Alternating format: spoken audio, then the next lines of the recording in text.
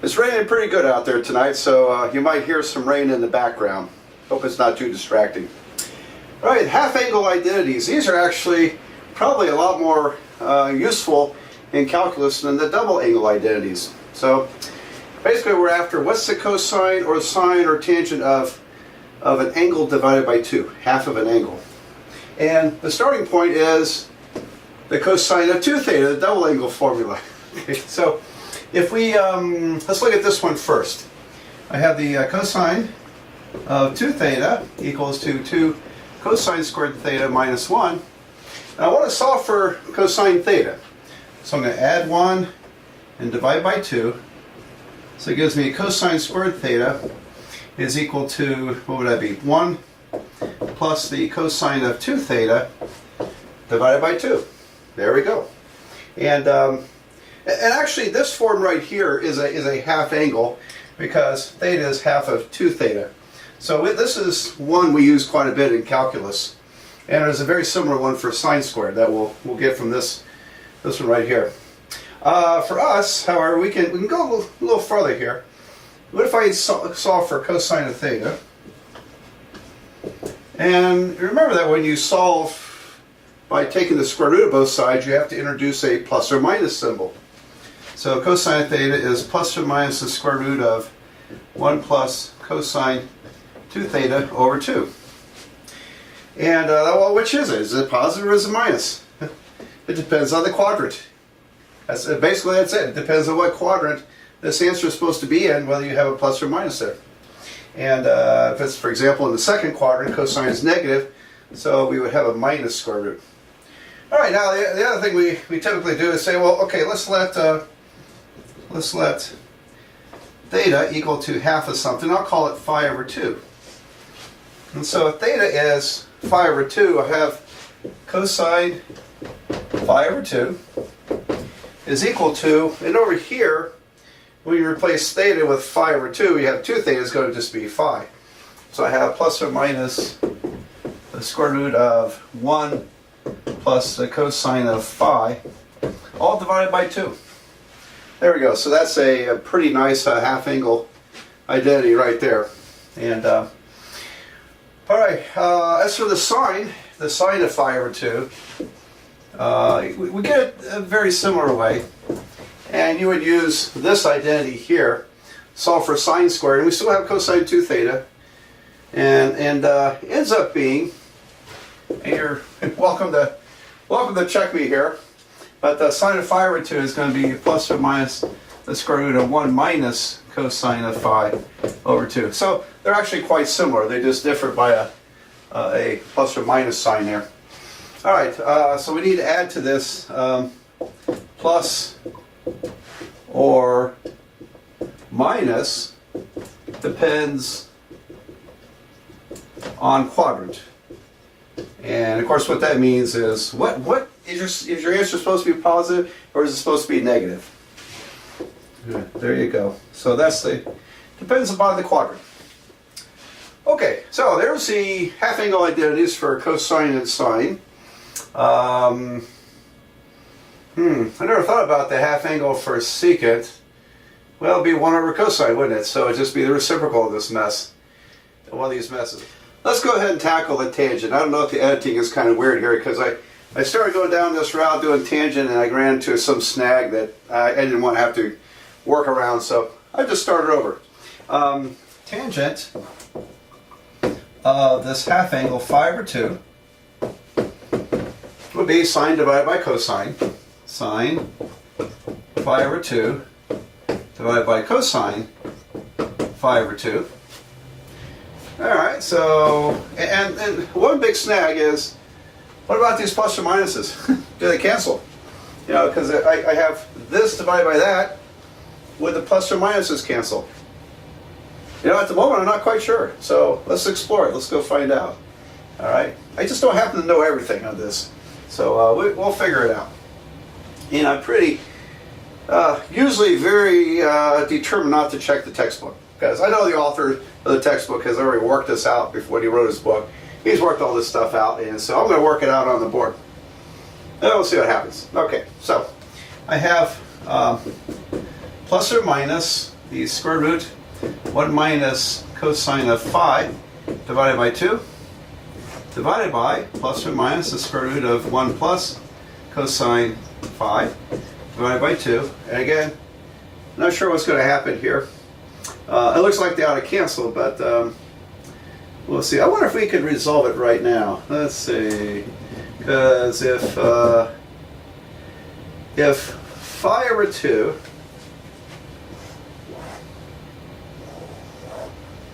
well, we have to think about this in not quadrants so much as in octants. Alright, so if phi over 2 is here, then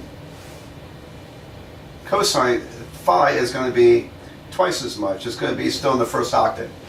So let's, I tell you what, I'm going to save this for a minute. Okay, this is, it's going to get messy. We'll figure it out. Let's worry about that in a minute. I want to go ahead and simplify this mess here. So for the time being, I'm just going to call it plus or minus. I might find out that we don't need that. Now the 2's cancel. All right, they're both denominator 2's. They cancel. So I end up with the square root of 1 minus cosine phi over 1 plus cosine phi. And in order to rationalize denominators, which I want to do, I'm going to multiply top and bottom by 1 minus cosine phi, the conjugate, which by coincidence is the numerator. So I'm going to multiply top and bottom by 1 minus cosine phi over 1 minus cosine phi. And I think some nice things are going to happen here. Well, this is great, because we have this square root times itself. The square root cancels. I'll keep the plus or minus. I have 1 minus cosine phi on top. Square root's gone. Down below, we have 1, then minus cosine plus cosine. Those cancel. Minus cosine squared. I have the square root of 1 minus cosine squared phi. Look at that. Okay. And maybe you see what I'm going to see, because I'm going to erase this stuff, if you don't mind. And go back up here. What's 1 minus cosine squared? It's sine squared, isn't it? It looks like that square root is going to disappear also, isn't it? So that puts me up to here. I have 1 minus cosine phi on top, and then square root of sine squared phi down below here. Then square root of that's going to be sine. So I have plus or minus 1 minus cosine phi over sine phi. Oh, I really like that identity. No square roots. We just have to be careful here. What's that going to be? And all right, so here's what I want to do. I want to make a chart. Now, you have all that stuff down? Okay, let's devote the rest of this board to this problem, because I want to figure this out. Do we need a plus or minus? Where I left off with this, I had got to the point where the tangent of phi over 2 is plus or minus 1 minus cosine phi over sine phi. And the remaining question was, do we need the plus or minus? What happens here? And because we, use the square root to solve equations, to get these half-angle formulas, when you use the square root to solve an equation, you have a plus or minus sign. You have two answers. All right, so how do we resolve this? And I initially did a very long method, finally got it, and then when I was editing the video, it hit me that, I'm working too hard. There's a little quicker way to do this. So, and the reason I drag you through all this kind of derivation, these derivations, all these discussions, because, face it, we could just look this up in a textbook. The textbook people already figured out what it's supposed to be. But that's not learning. Learning is learning how to figure out things, how to solve problems. And you're only going to do that, first of all, you have to be exposed to the kind of thinking that you need to explore and figure out and solve problems. And then eventually, of course, you have to do this yourself. So, so if you're going beyond trigonometry into calculus, it becomes more and more important that you learn how to solve creatively, to explore things. All right. I'll leave it at that. But you know, if you want to be competitive in this world, you have to be more than just someone who looks up stuff. Okay, you have to be able to figure out real problems. You get paid well for that. All right. So what are we going to do with this? My insight was that 1 minus cosine is positive. Well, with one exception. And that exception led to another interesting discovery. There's an error in the textbook that I'm using for this course, and probably a lot of textbooks. So I found an error. All right, I'll show you this in a minute. 1 minus cosine of phi, I claim, is greater than or equal to 0. Why? Because cosine is between minus 1 and 1. And so if you went to the far right, 1 minus 1 is 0, so it's equal to 0 at here. If you go less than 1 with a positive number, 1 minus cosine is going to be positive. And if you go to the negative side, 1 minus the negative becomes a positive. So that's always true. And here's the, the interesting observation. At this far right endpoint, the cosine of phi is, if it's equal to 1, that means that the angle, where is cosine equal to 1? Well, it's equal to 1 at 0 degrees. If I plug 0 degrees up into here, I get tangent of 0 degrees divided by 2 is plus or minus 1 minus cosine of 0 divided by the sine of 0. Well, this is a tangent of 0 degrees, and we know that's 0 degrees.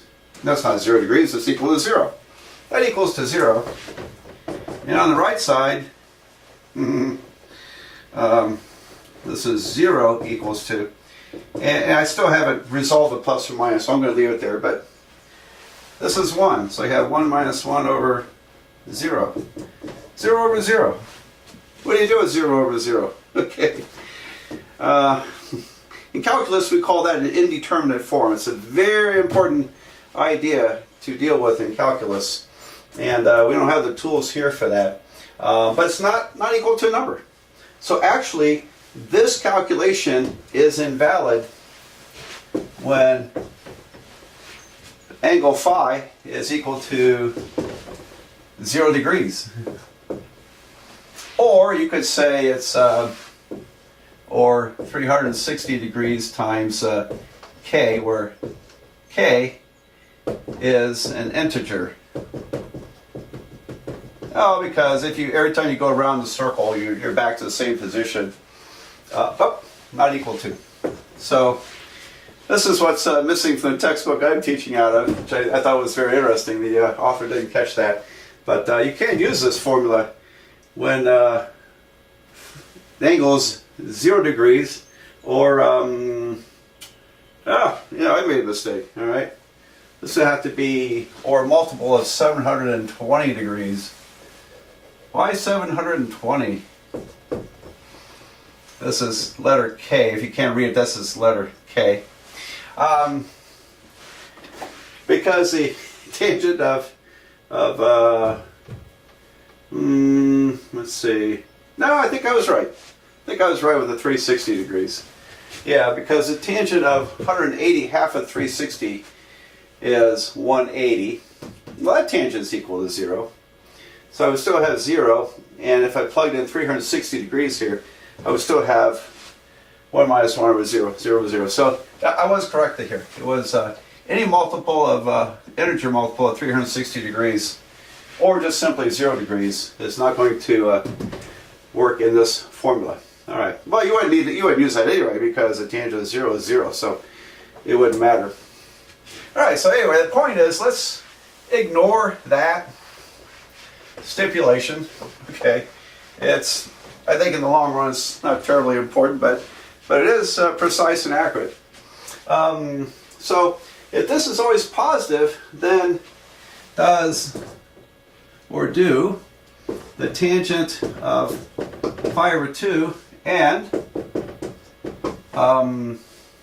the sine of phi have the same sign.